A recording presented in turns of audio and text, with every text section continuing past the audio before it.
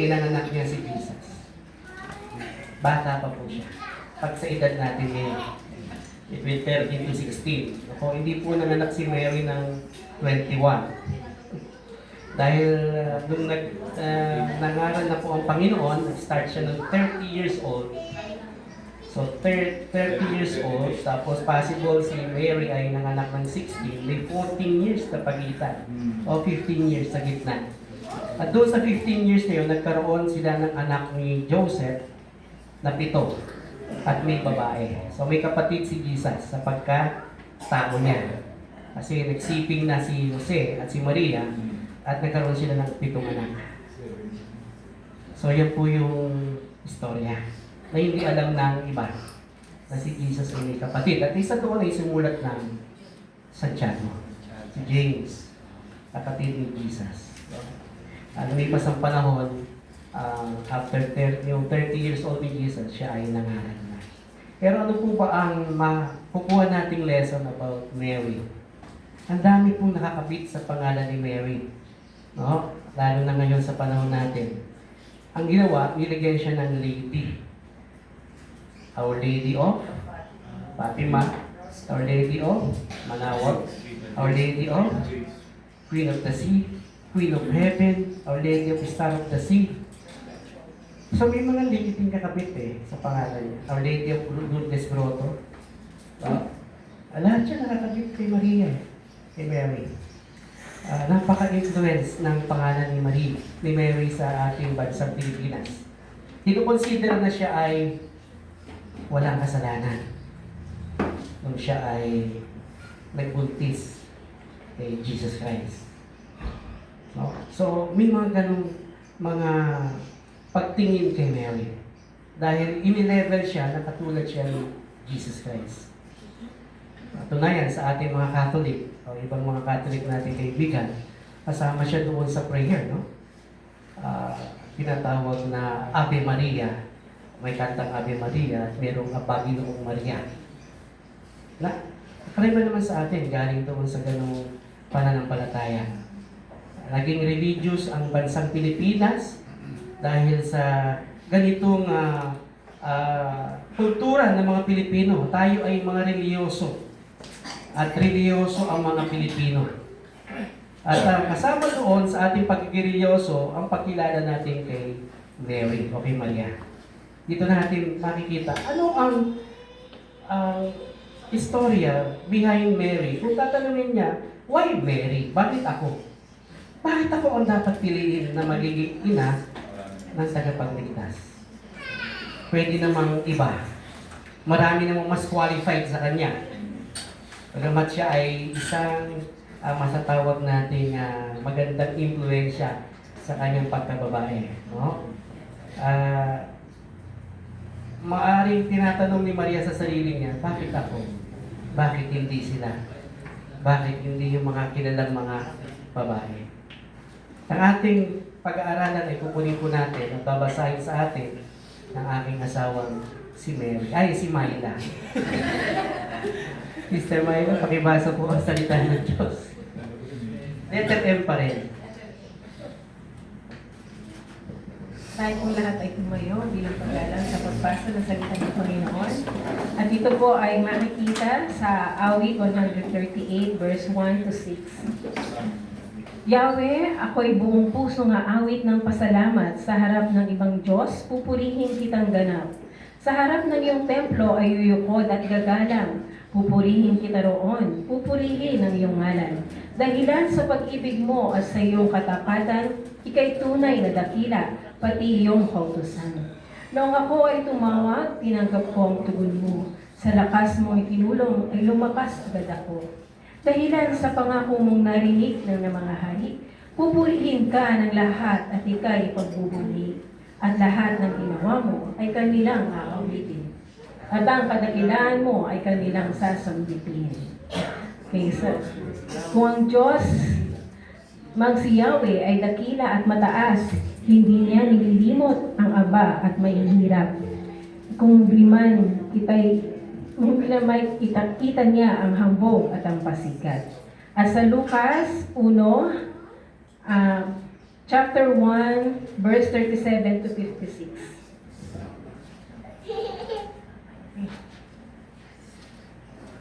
Chapter 7. Okay. Sapagkat walang anumang bagay na hindi kayang gawin ng Diyos, sumagot si Maria, ako'y alipin ng Panginoon, mangyari nawa sa akin ang iyong sinabi, pagkatapos umalis na ang anghel. Makalipas ang ilang araw, gumayak si Maria at nagmamadaling pumunta sa isang bayang bulubuntukin sa Judea, sa bahay ni Zacarias. Pagdating doon ay binati niya si Elizabeth. Nang marinig ni Elizabeth ang pagbati ni Maria, biglang gumalaw ang sanggol sa kanyang sinapupunan at siya ay napuspos ng Espiritu Santo. Napasigaw siya sa galak, pinagpala ka sa mga babae at pinagpala rin ang dinadala mo sa iyong sinapupunan.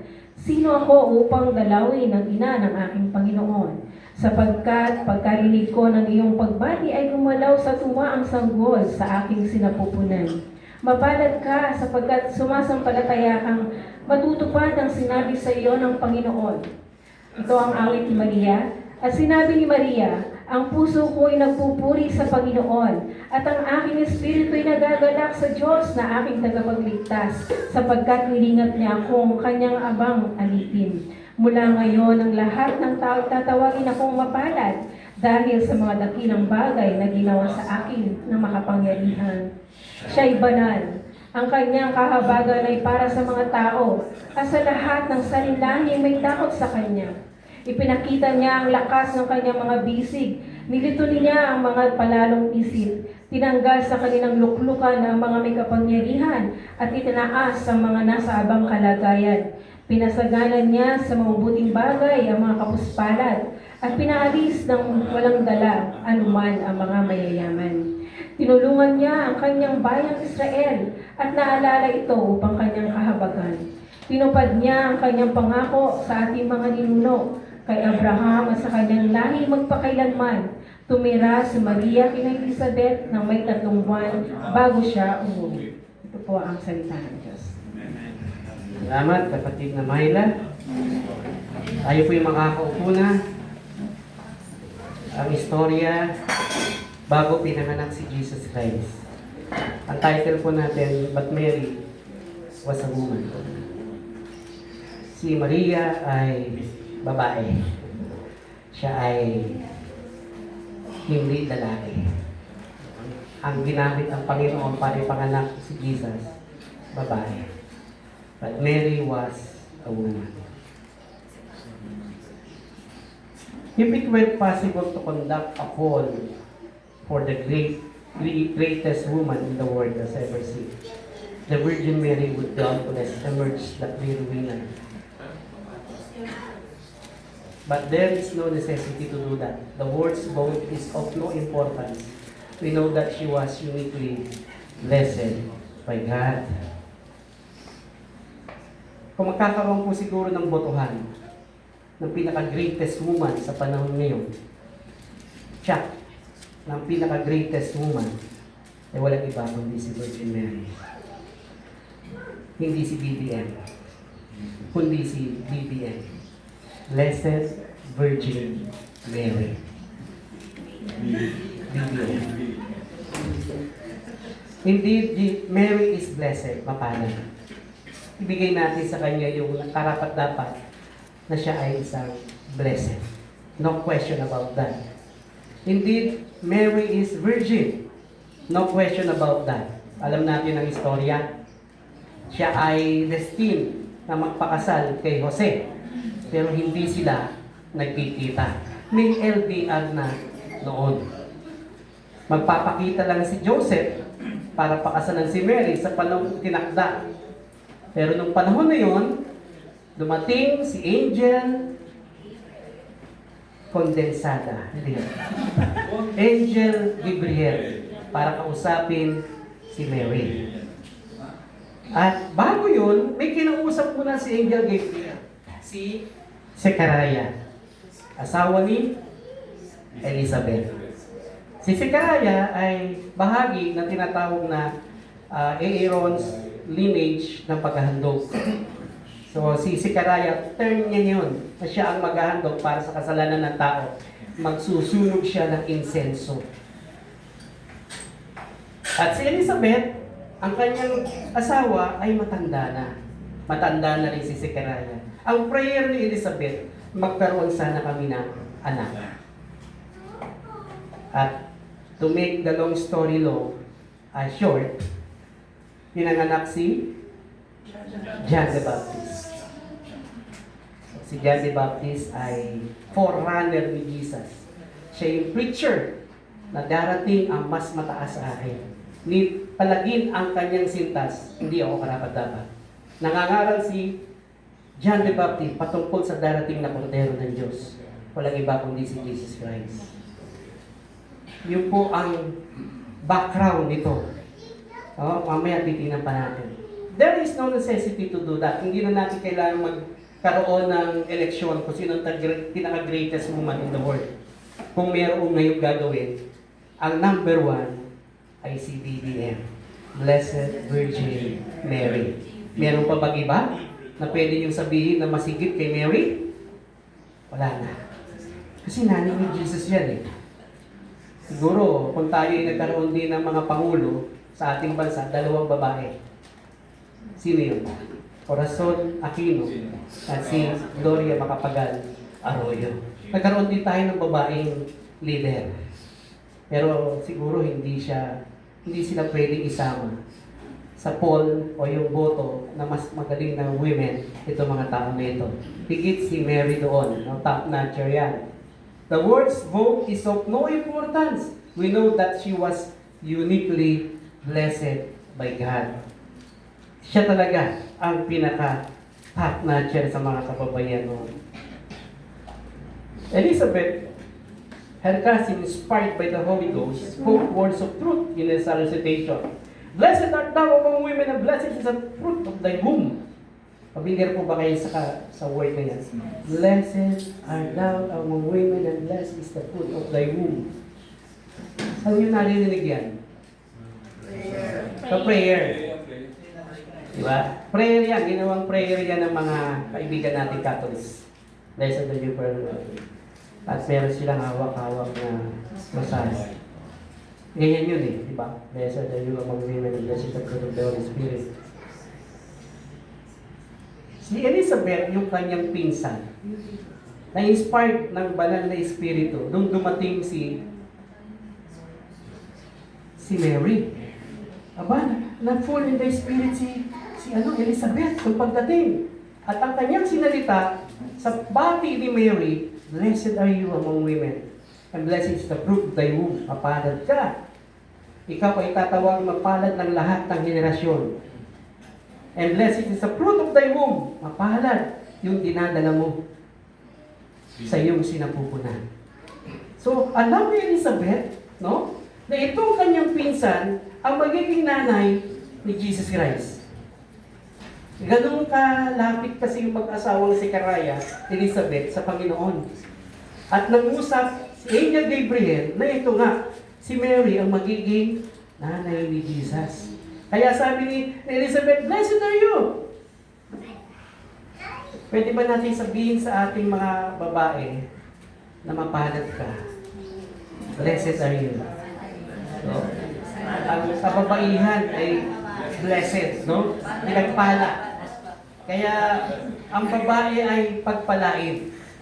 Pero itong pangalan ng blessed, nilagay kay Mary just because meron siyang ganong nangyayari sa kanyang buhay. And why was Mary blessed among women? Bakit? Bakit mas blessed si Mary sa lahat ng babae? Alam niyo, meron dito, itong book na ito ay may tinatawag na RPG family. Tinawag namin sa aming mentor group. Read, pray, grow. Kung gusto mo lumago sa pagkakilala sa Panginoon, magbasa ka ng Biblia, manalangin ka, at lumago ka. Di lang naman yun. Magbasa, manalangin, mag-grow. Lahat tayo gusto natin nag-grow sa gawain ng Panginoon. Kaya yung mga babae lang, mga girls sa RPG, saan man tayo, meron tayo sa GCBC, various pertinent and valuable lessons for you.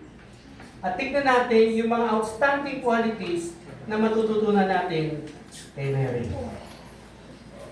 Ang ina ni Jesus na pinili para maging blessed sa lahat ng mga kababaihan. Number 1, Mary was pure and righteous. Si Maria ay malinis at ano yung righteous? Matuwid. Wow! Yung nakalagay niya sa consider some lake from Mary guarded her chastity. Alam natin yung storya ni Mary bago siya pinili. May kwento na siya ay destined to be married kay Joseph.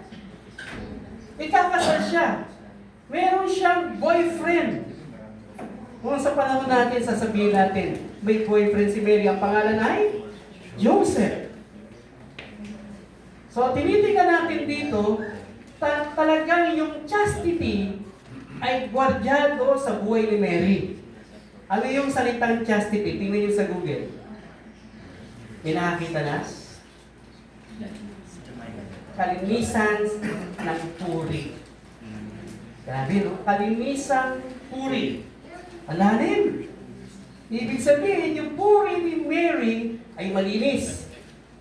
Siya ay talagang walang sexual na relasyon kahit kaninong tao. She is virgin. Aging 13 to 16, virgin si Mary. Sa panahon ngayon, yung 13 to 16,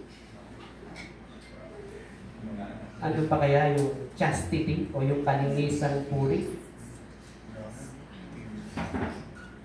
O wala na? Diba? Pero si Mary, inalagaan niya yun. Why? Gusto niya, pag kinasal siya kay Joseph, malinis siya. Ganyan ang karakter. Ganyan ang pangangatawan ni Mary. Ganyan ang katawang gagamitin ng Panginoon, ng banal na Espiritu para ipanganak ang banal na si Jesus Christ. Hindi siya gagamit ng isang katawan na hindi malinis. Hindi siya kukuha ng isang katawan, ng katawan ni Magdalena o katawan ni Hagar na marumi dahil sila ay mga prostitutes. Pinili ng Diyos ang isang katawang malinis sa kapurihan. Already engaged but not married. May mga mag-boyfriend, mag-girlfriend, already engaged, pero hindi pa kasal. Ngayon, engaged na, may anak na, hindi pa rin kasal. Sad to say, no? Parang pomo na yan eh. Pomo na yan, yung live-in, okay na yan. Sakit, di ba? Pero nung panahon ng nila Mary, hindi pwede yun. Hindi pwede yun. Bakit? Ano ang parusa na ikaw ay gagawin sa'yo kapag nalamang buntis ka na wala kang asawa? Anong parusa nun? Stoning to death. Mutilated by stoning. Ibig sabihin, papatuhin hanggang magkabali-bali yung katawan mo. Dahil ikaw ay buntis na walang asawa. Siguro kung gagawin natin ngayon to, marami siguro ang bugbog ng mga bato. Baka may makita ka sa labas na may mga bukol dito. Kasi stoning to death ay parusa sa isang babae na buntis na hindi kasal. Bigat. Mga young people, no? Alam natin, ano to, bahagi ng magandang mensahe sa atin. Mary guarded her chastity. Already engaged but not married. She kept herself chaste and undefiled. Walang maipipinta sa kanya. Eventually, she could present herself to Joseph holy and without blemish. Walang dungis. Handa ako sa iyo, Joseph, na handa ang aking pag-aasawa sa iyo, wala akong bahay dungis. Grabe! Meron pa bang babaeng ganyan na katulad ngayon? Na without blemish? And let Mary's life speak to our daughters and mothers. Chastity is not dead. Let all who love the Lord proclaim it, promote it, and protect it. Hindi pa patay ang kalinisang puri. Let all who love the Lord proclaim, promote, and protect. Sa ating mga anak, sa ating mga nanay, promote natin sa ating mga anak na babae. Anak, meron pang Maria Clara ngayon. Hindi Maria Clara Sangria. Wine nyo. Meron pa Maria Clara sa panahon ngayon. At ikaw yun, anak. Palagaan mo ang iyong puri. Bago ka magpakasal sa lalaking yan, yan ang maganda mong regalo sa iyong asawa. At lagi ibabandera yan sa bahay. Chastity is not death. Ang kalinisang puri ay hindi patay. Dapat ma-maintain ng mga babae yan, lalo na sa isang Christian family, kayo ay mananampalataya. At pinopromote natin yung gano'n. Yan parang ang hirap ngayon magkaroon ng ganoon sa loob ng tahanan. Ang malinis na babae. Sa dami ng mga napapanood sa social media at iba pa. Kinabaga wala ng Mary ngayon. No? Iba na yung kanilang layunin bilang kabataang babae. At sa ating bansang Pilipinas bilang mga reliyosong bansa, parang no sa ating mga ganun. Pinapahawakan pa rin natin yung ating mga pagiging matatanda ng panahon ngayon. Na ang sasabihin, pag ginawakan mo ang kamay ng aking anak na babae, pakasalan mo yan. Hindi pwedeng hawakan mo lang yan na hindi mo pakakasalan. Napakahigpit ng mga magulang natin noon. Hawakan mo lang, tsak, kailangan ipakasal na yan. Si Mary ay ganoon at kaya niyang ibigay ang kanyang sarili kay Joseph ng malinis at walang kapintasan. So Mary was pure and righteous. At nakita natin doon sa binasa natin kanina na siya talaga ay walang ganitong nagawang gawain para siya mahiya kay Joseph. At knowing sa sarili niya, ang tanong niya, bakit ako? Bakit ako pa? Pero naisip niya, ang favor ni God nasa akin. At si Mary ay tuwa. Kaya nga ginawa yung kantang Mary Song, yung Magnificat na binasa kanina. Yun yung awit ni Maria. Sa kanyang pasasalamat sa Diyos, na siya ang pinili, gumawa siya ng awit. Wow! Huh? Sino ba ito si Mary? Ang nanay niya, pangalan ay Ana. Ana. Tatay niya ay si Joaquin. So baka may magtanong, saan galing lahi si Mary? Joaquin ang tatay, si Ana ang nanay. Sila ay isang magandang pamilya. Opo? Living sa lugar ng Nazareth. At yung panahon na siya ay pumunta kay Elizabeth para dalawin ang pinsan niya. At doon binati siya ni Elizabeth, "Blessed are you. Ikaw ang magiging nanay ng aking tagapagligtas." Hindi lang siya pure and righteous. Mary was honest and frank. Tapat si Mary at frank siya magsalita. Ibig sabihin direct to the point. Kung sabihin ni Angel Gabriel na ikaw ang magiging blessed are you, ikaw ang magiging nanay ng tagapagligtas na si Jesus Christ, baka kaiba yun. Kung una natakot si Mary kasi, sino to? Isang liwanag na nakakasilaw. Angel. Ang mga tao no, kapag nakakita ng angel, dalawa lang. Una, papatayin. Pangalawa, may mensaheng magandang ibabalita.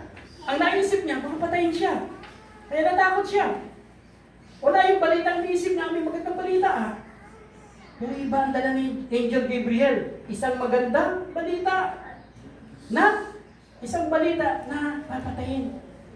Ngayon kapag nakakita ka ng angel, ewan ko kung ano, kung papatayin ka o matatakot ka, o baka tumakbo ka, o baka ibang angel yun. No? Baka yung artista si Angel Noxil. O si Angel Batang Quiapo. Aquino. Wow, magaling. No? Ang tayo pa ng angel pero si Mary, why? Diba? Ang liwanag, natakot siya. At ang balita ay, wala na ka. At ang pangalan, ikaw ang bibigay, Jesus. After 400 silent years, may balitang magandang dumating. 400 silent years, hindi nagsalita ang Diyos sa kanyang bayang Israel. Tahimik. Pero nag-aantay ang kanyang bayan para sa isang tagapagligtas. Kasi nasa ilalim sila ng pagkakaalipin. Alipin sa pamahalaan, alipin sa reliyon. Ilan naman dalawang yun. Parang sa buhay nila, wala na yata tayo tagapagligtas sa ganitong sitwasyon natin. Isipin ninyo na 400 taon hindi nagsalita ang Diyos. Talo niya yung pelikulang 3 taong walang Diyos. Alala niyo ba yung pelikulang yun? 3 taon walang Diyos. Isipin niyo na mayroong 400 tahimik ang Diyos. Isipin na lang natin na sa panahon ngayon hindi na magsasalita ang Diyos. Ano na ngayon ang kahinatan natin? Di ba wala? Wala nang mga aral, wala nang tahimik na. At that time, nag-aantay ang bayang Israel at nag-usap-usap, marahil, itong kwentuhan sa langit, anak, kailangan mong bumaba sa lupa. Hindi naman siguro sabi nila, bakit ako? Diyos ako eh. Diyos ka rin, Ama, ang banal na Espiritu. Alam mo, itusan ko ang banal na Espiritu para maging tao. Ikaw, anak, marahil ganun ang usapan, bababa ka sa lupa. Kailangan mong maging tao. Dahil ang nagkasala, tao na ating nilikha ayon sa ating wangis. Kailangan natin sila ibalik para hindi sila mapunta sa impyerno. Gusto natin makasama sila sa langit. Yun ang mission mo. Kailangan mong magsalita na. At nagkaroon ng boses sa panahon na yun. Anong boses ang narinig ng pagdating, ng pagsalita ng Diyos? Uwa! Uwa! Pinanganak si Jesus Christ. Kailan? Pinagdiriwang natin December 25. Pero walang exact date. Sabi ng iba, April, kasi taglamig nun. Ang iba ay sabi June. Walang exact date. Nailagay lang yung December 25. Pero hindi talaga yan ang eksaktong birthday niya. Hindi na mahalaga kung anong date. Ang mahalaga, pinanganak si Jesus. At nagsalita, ang kanyang reaction sa Gabriel's message was one of bewilderment. She asked a very honest, frank, and open question, showing a childlike innocence. How can I be pregnant? Tingnan niyo yung tanong ni Mary kay Gabriel. I have never slept with any man. May all God-fearing girls keep themselves pure for their wedding day. Sabi niya, paano ako magkakaanak? Angel Gabriel, wala akong nakasiping na lalaki. Paano ko magiging buntis? I have never slept with any man. And you know that? Very frank and very honest si Mary. Sa tanong na yun, na ikaw magiging anak, ikaw ang magiging nanay ni Jesus Christ. How can this be? I'm not pregnant. Wala akong relasyon. Kaya kapag may nagsabi sa inyo na anak yung babae ang nanay, buntis ako. Sino ka ba? Ang banal na Espiritu.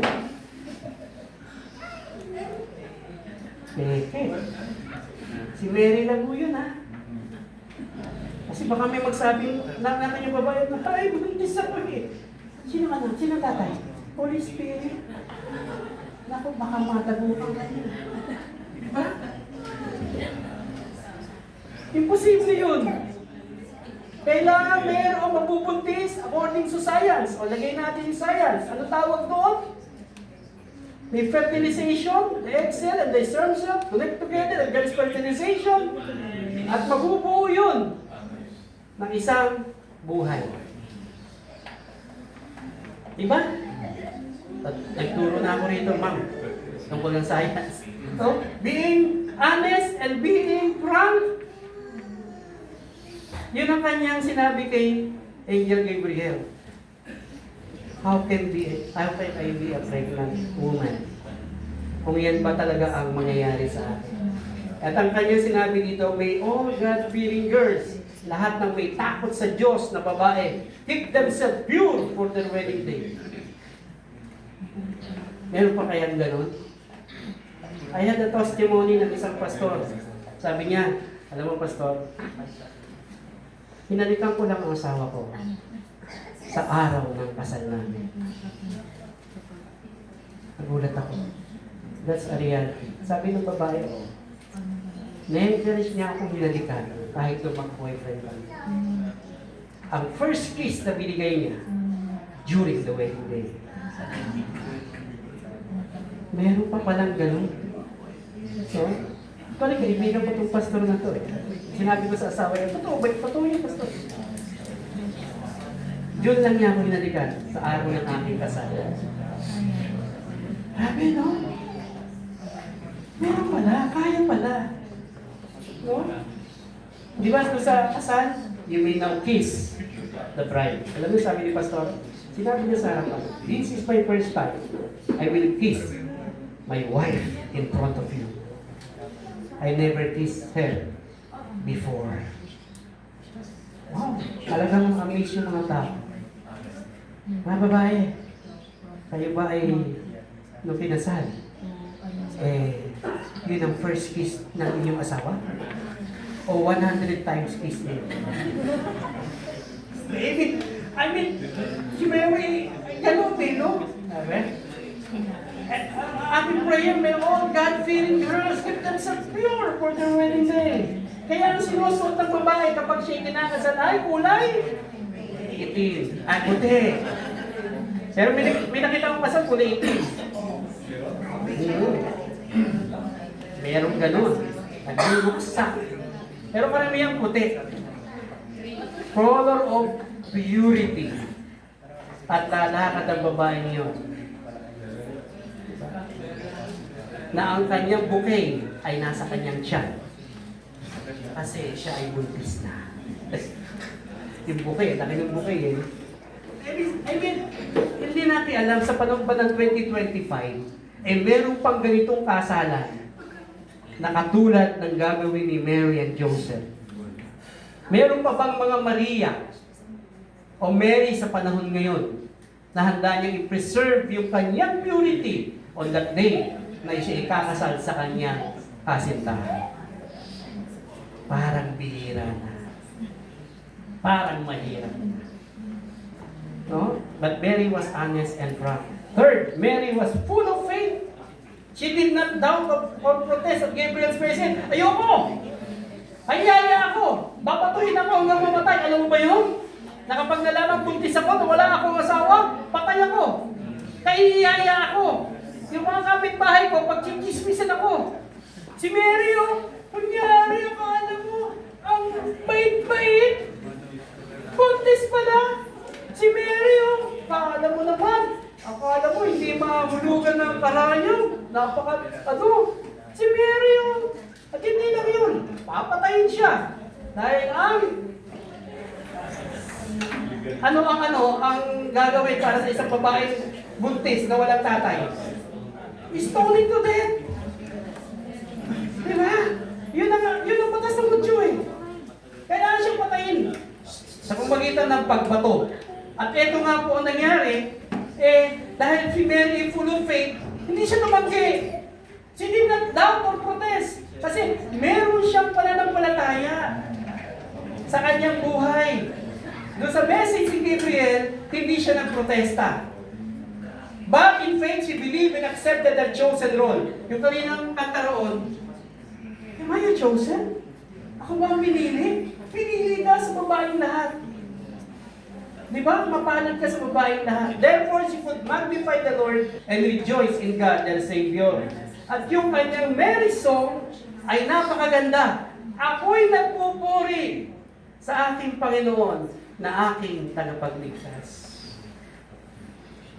Diba? Pakibasa nga natin yung area na yun. Sa Luke chapter 1, verse 43. Ano ba yun?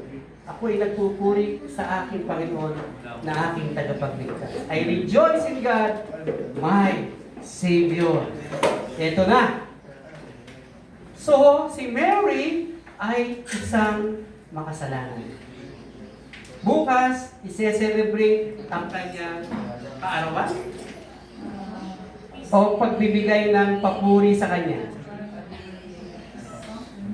Birthday ba niya ni Mary bukas? Immaculate Conception. Kaya wala kayong pasok bukas. Holiday yun eh. Kaya lang hindi nakalagay na holiday dito sa kalendaryo natin. Hindi nakapula. Pero sa DepEd nakapula. Immaculate Conception. Alam niyo po, nung ako'y nag-aaral sa Catholic School, every December 8, matuwa kami. Kasi walang pasok ang mga Catholic School. Catholic School lang. Tama po ba, mga teachers? Pag December 8, walang pasok ang mga Catholic School. Kasi December 8 eh. Remembering Immaculate Conception. Diba? Saan galing yung salitang Immaculate Conception? Yung word na Immaculate Conception. Immaculate sa dogma ng mga Roman Catholic ay tinatawag na hindi siya kasama sa original sin. Ibig sabihin si Mary exempted sa original sin. Ibig sabihin si Mary ay hindi makasalanan. Katulad siya ni Jesus Christ. Dahil si Jesus walang kasalanan. Yung conception, hindi si Sean Concepcion. Presidente ng senior yun. Kapangalan lang niya, si Concepcion. Ang Concepcion, yung buntis ni Mary. Yung tinatawag na concept, di ba? Tinatawag yun eh. Ibig sabihin, nung nabuntis si Mary, hindi na siya makasalanan. Hindi siya magkukuha ng tinatawag na original sin. Kaya, ang dating si Mary ay sinless. Yan ang inilagay sa isip ng mga ibang kapatid natin na Catholics. And they considered her as holy, sinless. Kaya ang ipinapalit kay Jesus, si Mary. Dinadasalan, sinasamba, binibigyan ng bulaklak, inaamoy ang paa, pinupunasan ng panyo, at inaamoy ang bango. Kasi dati ko po ginagawa yan sa simbahan namin. Kasi yung eskwelahan namin, kapitbahay simbahan.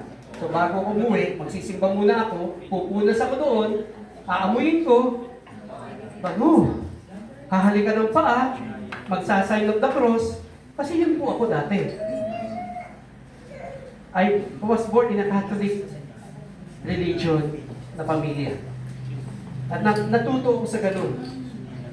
At yung aking formative years ng aking teenagers, Catholic na Catholic po ako.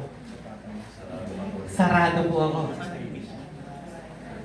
Hindi po ito pwedeng baliin. Ito ay ating kinamulatan. Ito ang aking way ng pananampalataya. Ito ang aking pagsamba. Napunta kay Mama Mary. Kasi ang pangalan ng eskwelahan namin ay katulad ng pangalan ni Mary, Lourdes.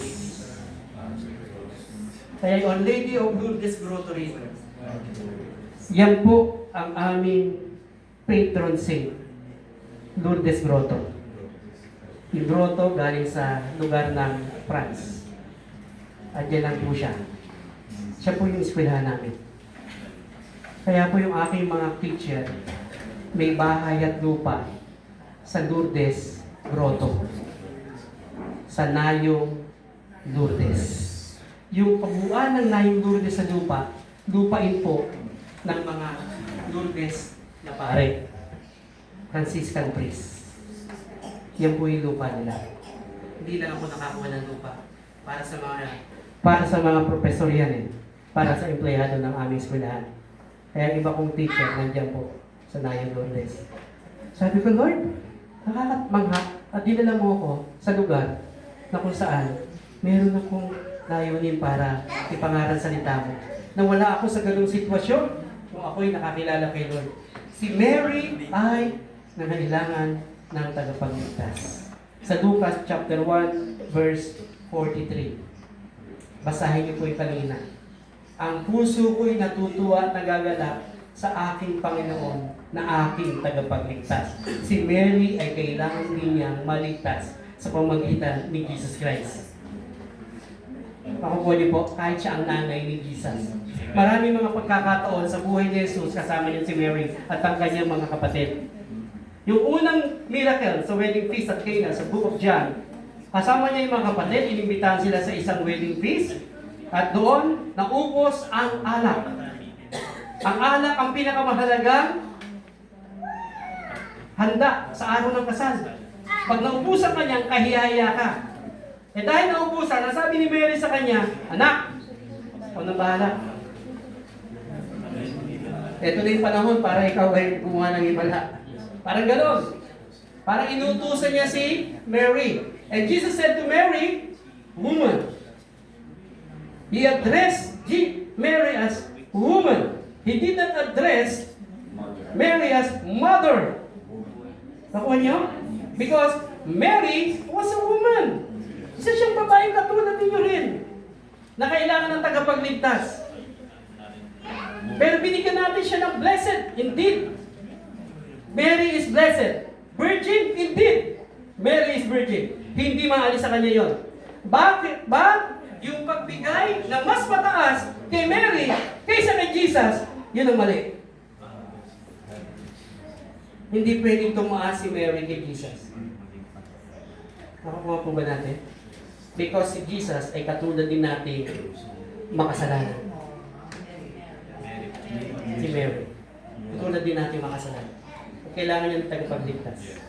Kaya ang sabi ni Jesus kay Mary, kung sasabihin, ubus na yung wine, anak, take it over. And then Jesus said, woman, this is not the right time. Pero hindi ibig sabihin na walang respeto si Jesus kay Mary. Alam niyo po bang mahal din niya ang kanyang nanay?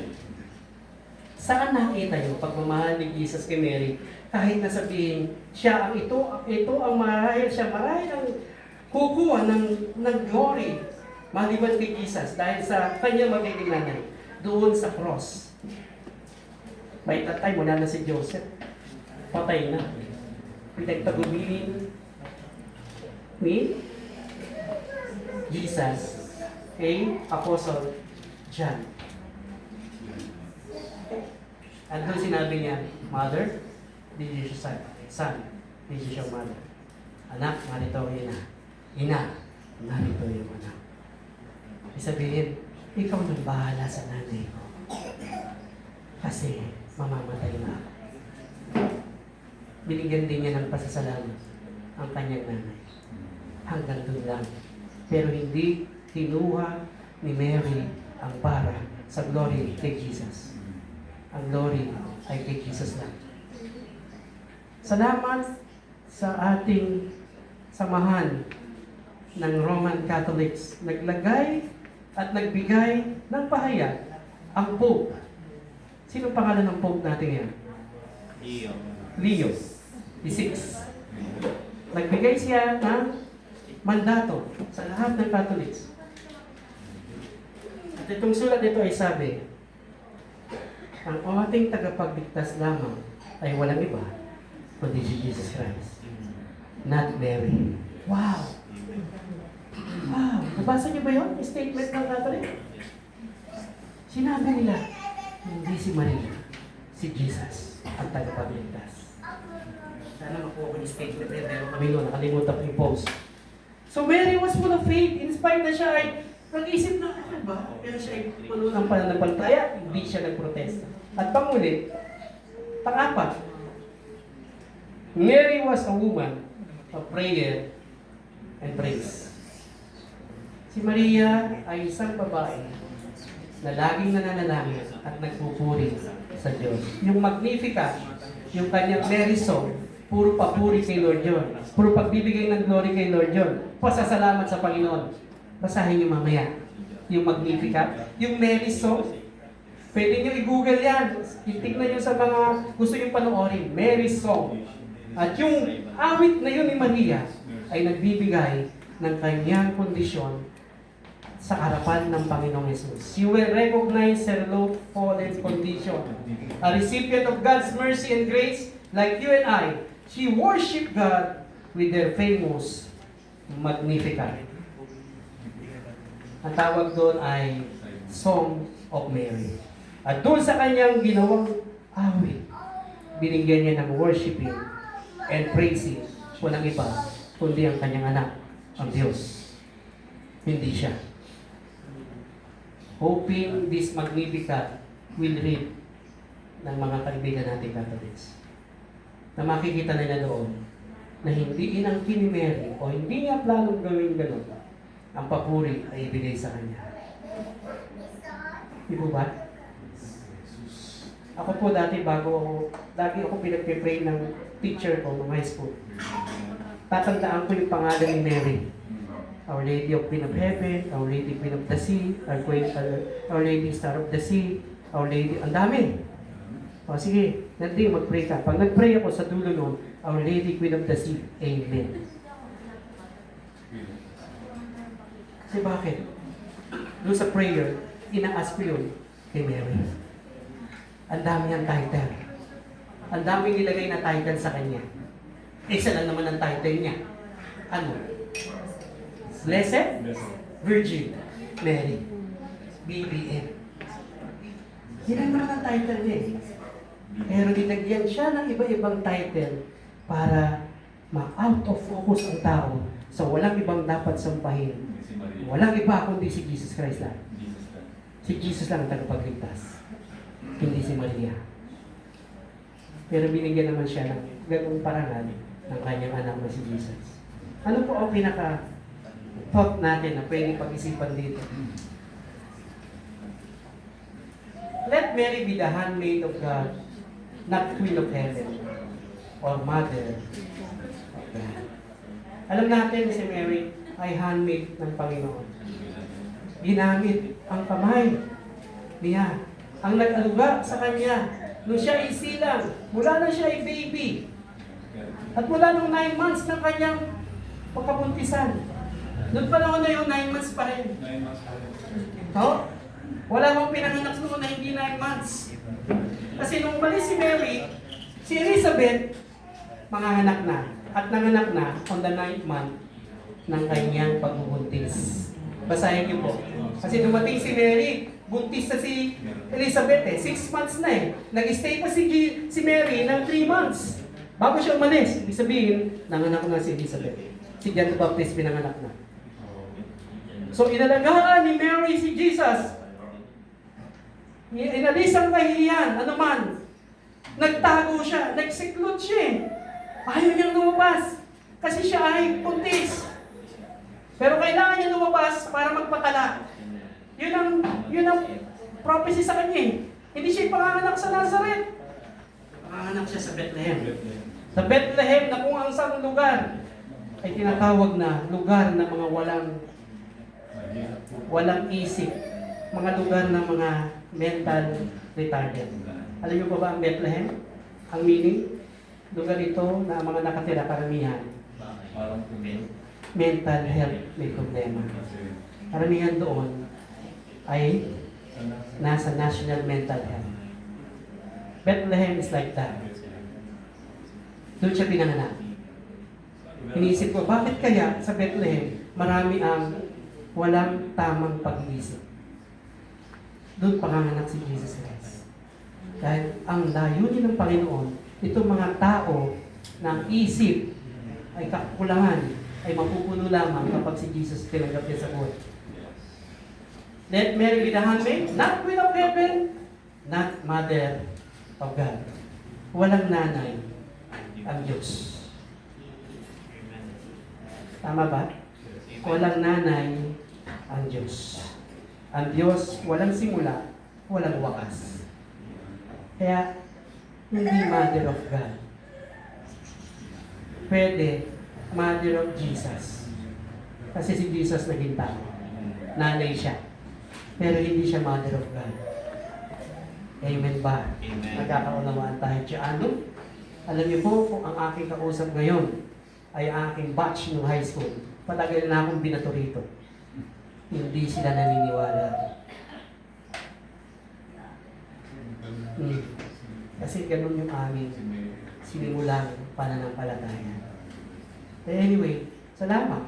Dahil nakakapag-pitch in ako ng mga verses at devotion sa batch namin. And some of the batch na galing sa ganito, natutuwa ako dahil sila ay naging kabahagi ng tinatawag na pagkilala kay Kristo. Ano pa ang muli? Is Mary being worshipped or prayed to you in your home?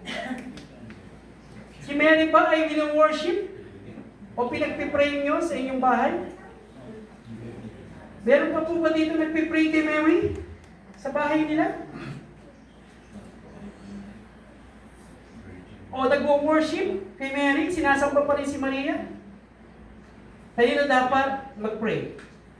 Kay Lord. Kanino dapat ang worship natin? Kay Lord. Not to Mary. Kanino sinasabi ang panalangin? In Jesus' name.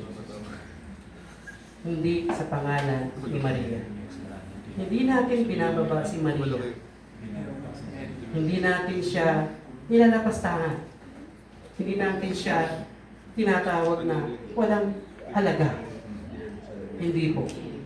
Pero pagdating sa worship and prayer, kay Jesus lang at sa God tayo magpo-worship at mag-pray. Baka may nagpe-pray pa sa atin kay Mary.